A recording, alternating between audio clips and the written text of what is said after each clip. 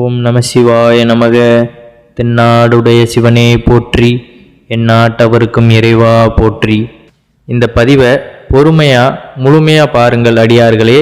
இந்த பதிவின் மூலமாக நம்ம சிவபெருமானை பற்றின அந்த சிந்தையை நமக்குள்ள முழுவதுமாக ஏற்படுத்தி கொள்ளலாம். கடவுளை வழிபட்டாலே நமக்கு ஏற்படுகின்ற கேள்விகள் அப்படிங்கிறது நிறைய இருக்கும். நிறைய பேர் பார்த்தீங்கன்னா கடவுளே வழிபடாமல் கடவுள் நம்பிக்கை இல்லாமல் வாழ்வார்கள்.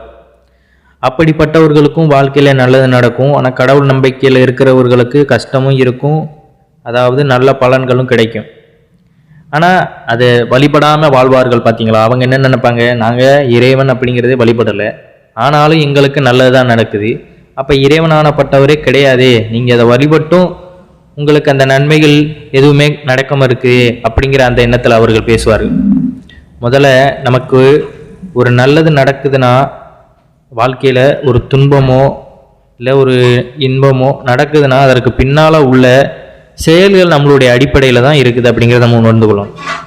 அதாவது நம்மளுடைய நல்வினை கர்மவினைகளின்படி தான் நம்மளுடைய வாழ்க்கையானது நமக்கு இயங்கி கொண்டிருக்கின்றது. அதனால் இவன் தான் இறைவனை வழிபடுறான், இவனுக்கு மட்டும்தான் இறைவனோட அருள் கிடைத்து அவன் நல்லா இருக்கா அப்படிங்கிறதெல்லாம் கிடையாது. அவன் இறைவனை வழிபடலைனாலும் அவன் செய்கின்ற அந்த தர்மங்களும் அவன் செய்கின்ற அந்த உதவிகளும் அவனை இறைவனுடைய அந்த அருளாலே வாழ வைக்கும். அப்போ இறைவனை நாங்கள் வழிபட வேண்டாம் அப்படிங்கிற அந்த கருத்துக்கள் நம்ம இப்போ முன்வைக்கலாம். முதல்ல நம்ம ஒன்று தெரிஞ்சுக்கணும், இறைவனை நம்ம வழிபடுறோம்னா நம்மளுடைய மன நிம்மதிக்காகவும் இந்த பிறவி பிணியிலிருந்து நம்ம விடுபடணும் அப்படிங்கிறதுக்காக தான். நம்ம வாழ்கின்ற இந்த வாழ்க்கை வேறு, இறைவன் வழி பாதையில் போகிறது வேறு. இப்போ மனசு ஒரு மாதிரி சஞ்சலமாக இருக்குதுன்னா நம்ம ஆலயத்திற்கு சென்று வந்தோம் அப்படிங்கிற பட்சத்தில் நமக்குள்ள ஒரு நேர்மறையான ஆற்றலானது உள்வாங்கி நம்மளுடைய மனதானதை ஆறுதல்படுத்தும். அப்போ இப்படி பார்த்தீங்கன்னா இறைவனை வழிபாடாதவர்களுக்கும் இறைவனானப்பட்டவர் அவர்களுடைய அந்த கர்ம வினைப்படி அவர்களுக்கான நலன்களை வழங்கி கொண்டு தான் இருப்பார். இறைவனை வழிபட்டும் தவறு செய்கிறவர்கள் இருக்கின்றனர், இறைவனை வழிபடாமலும் நல்லது செய்கின்றவர்கள் இருக்கின்றனர். அது அவரவர் அந்த புரிதலின்படி நடந்து கொண்டிருக்கின்றனர். இறைவனை வழிபடாமலும் நல்லது செய்து கொண்டு வாழ்கின்ற மனிதர்களுக்கு ஏதோ ஒரு கட்டத்தில் இறைவன் ஆட்கொண்டு அந்த புரிதலை அவர்களுக்குள்ளே ஏற்படுத்துவார். அப்போ அவர்கள் தன்னை பற்றி, இந்த பிரபஞ்சத்தை பற்றி, இறைவனை பற்றி எல்லாத்தையுமே உணர ஆரம்பிப்பார்கள். ஏன்னா நம்ம வாழ்கின்ற இந்த வாழ்க்கை பார்த்தீங்கன்னா நமக்கான வாழ்க்கை, நம்மளை சார்ந்தவர்களுக்கான வாழ்க்கை. நமக்கு ஏதாவது தேவைன்னா அவர்களிடம் பெற்றுக்கொள்வது, அவர்களுக்கு ஏதாவது தேவைன்னா நம்மிடமிருந்து பெற்றுக்கொள்வது, இப்படியான வாழ்க்கை தான்.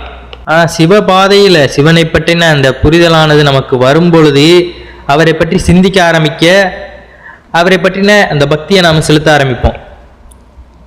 அவர் எப்படியாவது என்னை ஆட்கொண்டு விடணும். ஏன்னா இப்போ நம்ம சிவபெருமான உணராதவரை நம்மளுடைய மனநிலை சூழ்நிலை எல்லாமே வெவ்வேறான நிலையில் இருந்திருக்கோம்.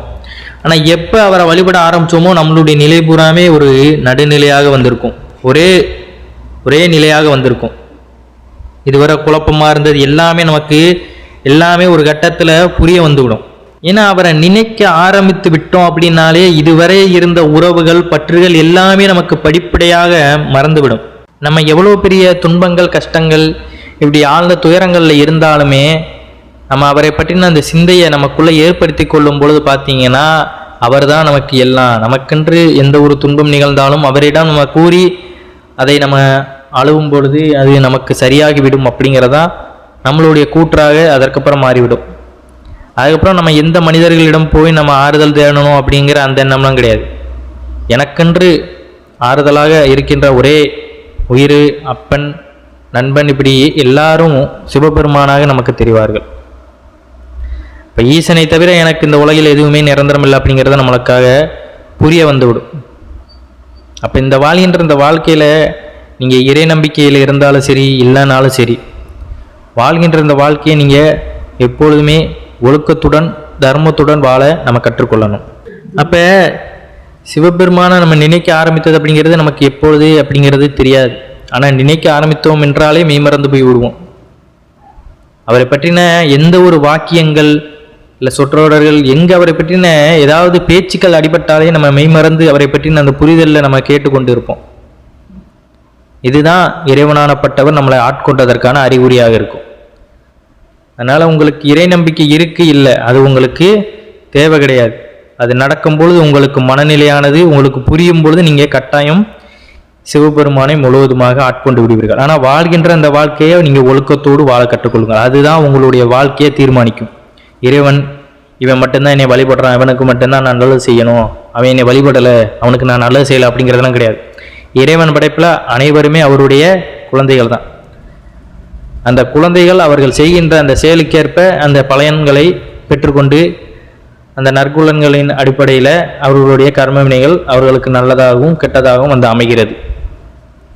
அதை புரிந்து தான் நாம் இந்த உலகத்தில் வாழ்ந்து கொண்டிருக்கணும். அதை விட்டுவிட்டு நாம் செய்கின்ற தவறுக்கு நாமளே தண்டனை அனுபவிக்கும் பொழுது இறைவன் தான் எனக்கு இதை கொடுத்துட்டாரு அப்படிங்கிற அந்த பேச்சுக்களை எல்லாம் நாம் அவர் முன்னாடி வைக்கக்கூடாது. ஒருத்தங்களுக்கு தீங்கு விளைவிக்கிறோம்னா அதே தீங்கு நம்மளுக்கு வேறு ஏதாவது ஒரு வழியில் வந்தே அடையும். அது அதே நபர்களின் மூலமாக கூட வரலாம், இல்லை வேறு ஏதாவது ரூபத்தில் கூட வரலாம்.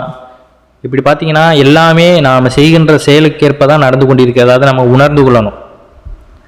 அதற்காக இறைவன் பார்த்தீங்கன்னா பச்சிலம் குழந்தைகளை கொள்றாரே, தேவையில்லாதவர்கள் இறந்து போகிறார்களே, இது எல்லாமே நீங்கள் புரிந்து கொள்ளணும். ஒரு இடத்துல ஒரு இறப்பானது நடக்குது என்றால் அந்த இடத்துல அந்த இறப்பிற்கான காரணத்தை நம்ம புரிந்து கொள்ளணும். இறைவன் பார்த்தீங்கன்னா இறைவனா வந்து அவர்களை கொல்லணும் அப்படின்னு வேணுக்குன்னு இது பண்ணுறாரு. மனிதர்கள் செய்கிற அட்டூழியங்களின் காரணமாகத்தான் உலகத்தில் பார்த்தீங்கன்னா நிறைய இறப்புகள் அப்படிங்கிறது நடந்து கொண்டிருக்கிறது. ஒரு இரு நாடுகளிடையே போர் நடக்குதுன்னா அதற்கு காரணம் என்ன? அவர்களுடைய ஆளுமையை பெருக்கிக் கொள்ளணும், அவர்களுடைய அந்த நிலைநிறுத்த தன்மையை ஏற்படுத்தி கொள்ளணும். அப்போ அந்த இடத்துல என்ன பார்க்குறாங்க? அந்த நாட்டு மக்கள், அவர்களுடைய நாட்டு மக்கள் மட்டும்தான் அவர்களுக்கென்று மக்கள். மற்ற நாட்டு மக்கள் எங்கிருந்து வந்தாலும் அவர்களுக்கு அது தேவையே கிடையாது. அந்த இடத்துல மனிதன் அப்படிங்கிறத பார்க்கறது கிடையாது, என்னுடைய ஆளுங்க அப்படிங்கிறது தான். அப்போ இது உணராத வரை இறப்புகள் அப்படிங்கிறது மனிதர்களை தங்களுக்குள்ளே ஏற்படுத்தி கொண்டு தான் நடந்து கொண்டிருக்கின்றது. இந்த இடத்துல இறைவனை நம்ம குற்றம் சொல்வதனால எந்த ஒரு பலனும் கிடையாது. அப்போ இதற்கு இறைவன் இந்த உலகத்தையே படைக்காமே இருந்திருக்கலாமே. அவரவர் செய்கின்ற கர்மவினைக்கேற்ப அவரவர் வாழ்க்கையில் அது அனுபவித்து கொண்டு தான் இருக்கின்றனர். ஒரு மனிதன் ரொம்ப துயரத்திலையும் கஷ்டத்திலையும் வாழ்ந்து கொண்டிருக்கிறானா அதற்கு பின்னால் அவனுடைய அந்த கர்மவினை இருக்கிறது அப்படிங்கிறத நம்ம புரிந்து கொண்டணும்.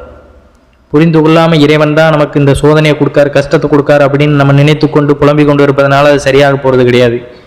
இனிமே அந்த கர்ம வினைகளை எப்படி சேர்க்காமல் வாழணும், அந்த புரிதல் அப்படிங்கிறத நமக்கு எப்படி ஏற்படுத்தி கொள்ளணும் அப்படிங்கிறத நம்ம தெளிவாக நம்ம மனதிற்குள் அடிக்கடி சொல்லி கொண்டே இருந்தால் தான் அந்த புரிதல் அப்படிங்கிறது நமக்கு நிலையவாக இருக்கும்.